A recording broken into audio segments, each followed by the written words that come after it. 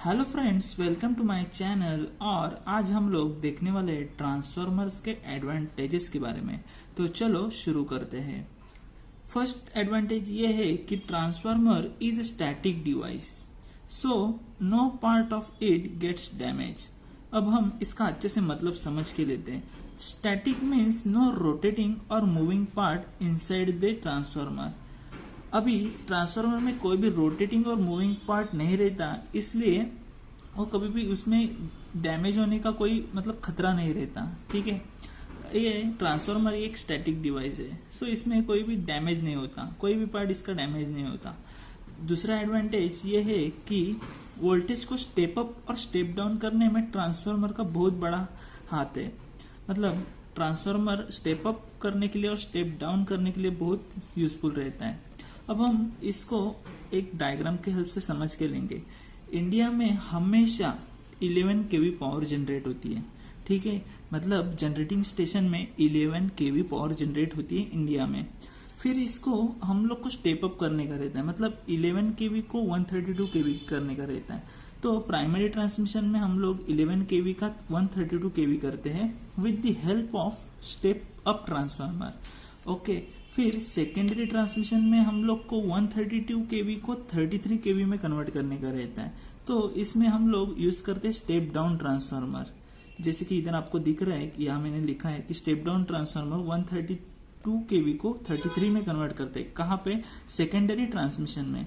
फिर primary distribution की मतलब प्राइमरी डिस्ट्रीब्यूशन जहाँ आता है वहाँ हम लोग 33 केवी, जो हम लोग ने 132 केवी को 33 किया था, फिर प्राइमरी डिस्ट्रीब्यूशन में हम लोग 33 केवी को 11 केवी करते हैं with the help of step down transformer.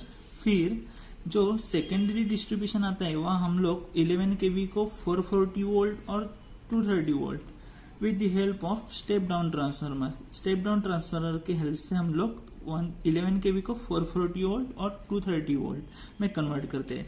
फिर 440 वोल्ट और 230 वोल्ट हम लोग कंज्यूमर्स को देते हैं। 3 फेज वालों को 440 देंगे, सिंगल फेज वालों को 230 देंगे। ठीक है, इसलिए हम लोग का सेकेंड एडवांटेज ये था to step up and step down the voltage. Transformers are very useful. Third advantage ये है कि transformer windings are stable, so it is convenient to provide high voltage insulation.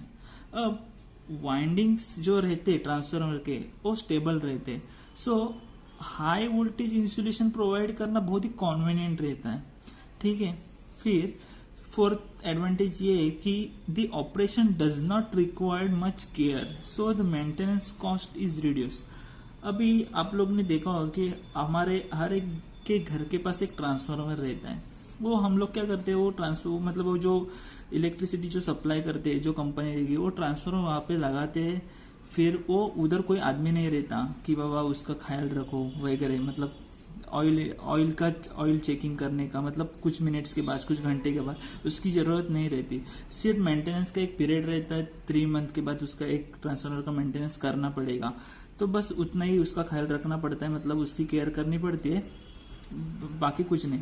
तो इसलिए the operation does not require much care, so the maintenance cost is reduce. मतलब अभी उसकी maintenance जो cost रहती है वो भी कम ही रहती है। यही 5 एडवांटेजेस है ट्रांसफार्मर्स के।